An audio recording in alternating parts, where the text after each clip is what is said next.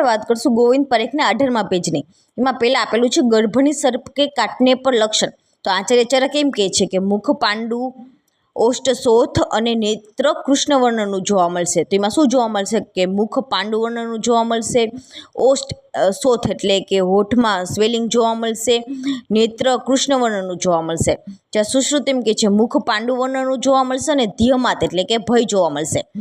પ્રસૃતા સર્પ કે કાટને પર લક્ષણ. તો ચરક એમ કહે છે કે ઉપજીવિકા રોગ જોવા મળશે, મૂત્ર રક્ત વર્ણનું જોવા મળશે, ઝુંભા અને ક્રોધ જોવા મળશે. ઝુંભા અને ક્રોધ આયંબી છે. સુશ્રુત એમ કહે છે ઉપજીવિકા રોગ જોવા મળશે, રક્ત મૂત્રતા એટલે કે હેમેચુરિયા જોવા મળશે અને ઉદરશૂલ જોવા મળશે. હવે આપણે વાત કરીશું સ્નેહકી માત્રા. મોસ્ટ આઈએમપી ટોપિક છે. આમાંથી દર વર્ષે એક તો ક્વેશ્ચન હોય જ છે.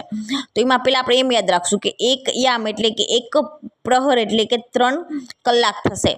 તો ચરક એમ કહે છે કે પ્રધાન માત્રા. તો પ્રધાન માત્રા એટલે કે અહોરાત્ર એટલે કે દિવસ રાત, જેને પચવા માટે દિવસ રાતનો ટાઈમ લાગે એને કહેવાય છે પ્રધાન માત્રા. એ સમાનાર્થ પ્રયુક્ત કીધેલું છે, જ્યારે વાઘભટ્ટ એને શોધનાર્થ માટે કીધેલું છે. પ્રધાન માત્રાને ચરકે સમાનાર્થ કીધેલું છે અને વાઘભટ્ટે શોધનાર્થ કીધેલું છે. આ મોસ્ટ આઈએમપી છે.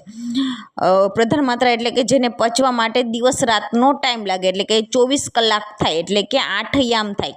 એનો યુઝ તો એ ગુલ્મ, સર્પદ્રષ્ટા, વિસર્પ, ઉન્માદ, મૂત્રકુચ અને ગાઢવર્જ એટલે કે વિબંધમાં કોન્સ્ટિપેશનમાં યુઝ થાય. તો મૂત્રકુચ પૂછાય કે મૂત્રકુચમાં કઈ માત્રાનો યુઝ થાય છે, તો પ્રધાન માત્રાનો યુઝ કરવાનો કીધેલો છે. વિસર્પમાં પણ આપણે વિસર્પ પણ આઈએમપી છે. વિસર્પમાં પણ પૂછી શકે કે કઈ માત્રાનો યુઝ થાય છે, તો પ્રધાન માત્રાનો યુઝ થાય છે.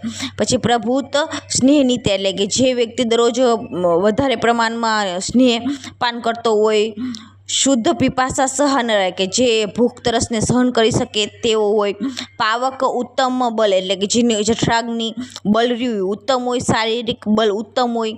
એના ગુણ પૂછે તો દોષ અનુકર્ષિણી, સર્વ માર્ગ અનુસારિણી, બલ્યા, પૂર્ણનવકારી, શરીર ઇન્દ્રિય ચેતસામ એટલે કે જે રોગ હોય ને દૂર કરીને શરીર, ઇન્દ્રિય અને મનને પુનઃ એટલે ફરીથી નવી ઉર્જા આપે, શક્તિ આપે. વિકારાત સમયત યશ્યામ શીઘ્રમ સમ્યક પ્રયોજિતા એટલે કે મોટા પ્રમાણમાં જે વિકાર હોય એને શીઘ્ર શાંત કરી નાખે, એને શમન કરી નાખે શીઘ્ર. હવે આપણે વાત કરશું મધ્યમ માત્રા. તો એ એટલે કે દિન મેં પચને વાલી એટલે કે જેને પાચન થવા માટે 1 દિવસનો ટાઈમ લાગે એટલે કે 12 કલાકનો ટાઈમ લાગે. 12 કલાક એટલે કે 4 યામનો ટાઈમ લાગે. ચરકે એને શોધનાર્થ પ્રયુક્ત કીધેલું છે, જ્યારે વાઘભટ્ટ એને સમાનાર્થ કીધેલું છે. મંદ વિભ્રંશા મોસ્ટ આઈએમપી છે કે કઈ માત્રાને કીધેલું છે, મંદ વિભ્રંશા. તો મધ્યમ માત્રાને કીધેલું છે. મંદ વિભ્રંશા એટલે કે ઉપદ્રવ. મંદ ઉપદ્રવ જોવા મળે, એમાં અધિક ઉપદ્રવ ના જોવા મળે. યુઝ તો સ્કિન ડિસઓર્ડર, ખાલી એક વિસર્પ સિવાય બધા સ્કિન ડિસઓર્ડરમાં મધ્યમ માત્રાનો યુઝ થાય, જેમ કે અરુષક છે, સ્પોટ છે, પીડિકા છે, કંડુ છે, પામા છે, કુષ્ઠ છે. તો કુષ્ઠ મોસ્ટ આઈએમપી. કુષ્ઠમાં પૂછાય છે કુષ્ઠની અંદર કઈ માત્રાનો યુઝ થાય છે, તો મધ્યમ માત્રાનો યુઝ થાય.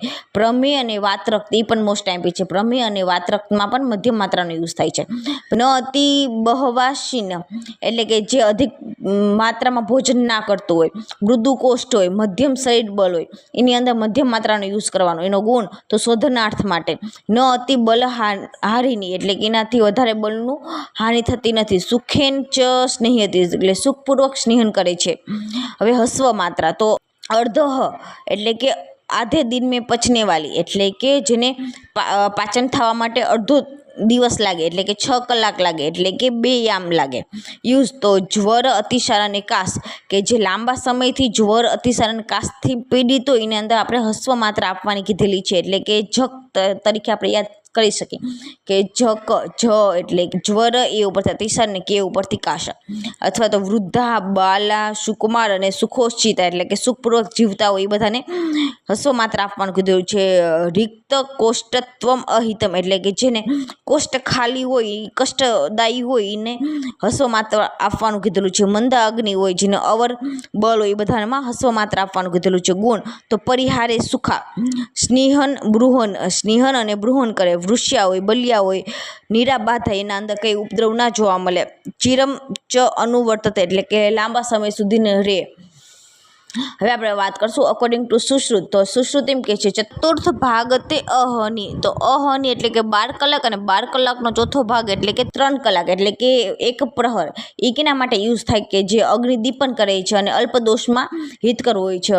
અર્ધકો દિવસ એટલે કે અડધો દિવસ એટલે કે 6 કલાક એટલે કે વૃષ્ય અને બૃહન કરનાર હોય છે અને મધ્યમ દોષોમાં યુઝ થાય છે. અને ચતુર્થ ભાગ અવશેષ એટલે કે 9 કલાક કે જે સ્નિગ્ધ કારક હોય છે અને અધિક દોષમાં યુઝ થાય છે. સંપૂર્ણ દિન એટલે કે 12 કલાક જેને પાચન થવા માટે લાગે એ ગ્લાની, મૂર્છા અને મદ સિવાય બીજા બધા સર્વ રોગની અંદર યુઝ થાય છે. દિન રાત્રિ તો 24 કલાક કે જે કુષ્ઠ, વિષ, ઉન્માદ, અપસ્મા અને ગ્રહ રોગની અંદર યુઝ થાય છે. આમાં સુશ્રુતે કુષ્ઠમાં 24 કલાક કીધેલું છે, જ્યારે ચરકે કુષ્ઠ માટે શું કીધેલું છે તો એમે 12 કલાક કીધેલું છે.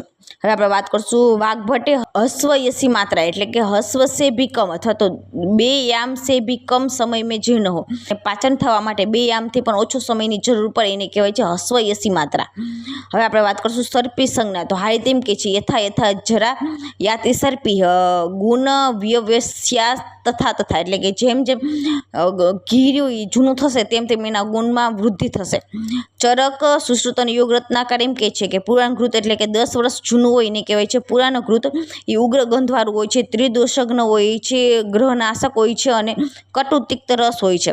પ્રપુરાણઘૃત એટલે કે 10 વર્ષથી વધારે જૂનું હોય એને કહેવાય છે પુરાણઘૃત કહેવાય છે. લાક્ષા રસ સમાન હોય છે. વીર્ય પૂછે તો શીત હોય છે. યુઝ તો સર્વ રોગાપહમ મેધ્ય હોય છે અને વિરેચન એ સુઅગ્ર એટલે વિરેચનમાં વધારે યુઝ થાય છે. 100 વર્ષ પુરાણઘૃત એટલે કે સર્વગ્રહાપહમ, નશ્ય, અંજન, ઉત્સાદન અને આલેપનમાં યુઝ થાય છે. 100 વર્ષ પુરાણઘૃત. હવે આપણે વાત કરીશું સુશ્રુત. સુશ્રુત એમ કે છે કુંભઘૃત. તો 11 થી 100 વર્ષ જૂનું હોય એને કહેવાય છે કુંભઘૃત. એ રક્ષોઘ્ન કરે છે એટલે રક્ષા કર્મ કરે છે. જ્યારે યોગ રત્નાકર કુંભઘૃત કેને કહેવાય છે કે 100 વર્ષને કહે છે, જ્યારે ચક્રપાણી 10 વર્ષ જૂના ઘૃતને કુંભઘૃત કહે છે. મહાઘૃત એટલે કે 100 વર્ષ પછી એને કહેવાય છે મહાઘૃત કહેવાય છે. એ તિમિર, વાતનાશક હોય છે, પવિત્ર હોય છે, મેધ્ય હોય છે, બલ્ય હોય છે અને સર્વભૂતહર હોય છે. જ્યારે ભાવ પ્રકાશ એમ કહે છે પુરાણઘૃત એટલે કે 1 વર્ષ જૂનું હોય એને પુરાણઘૃત કહે છે. Thank you.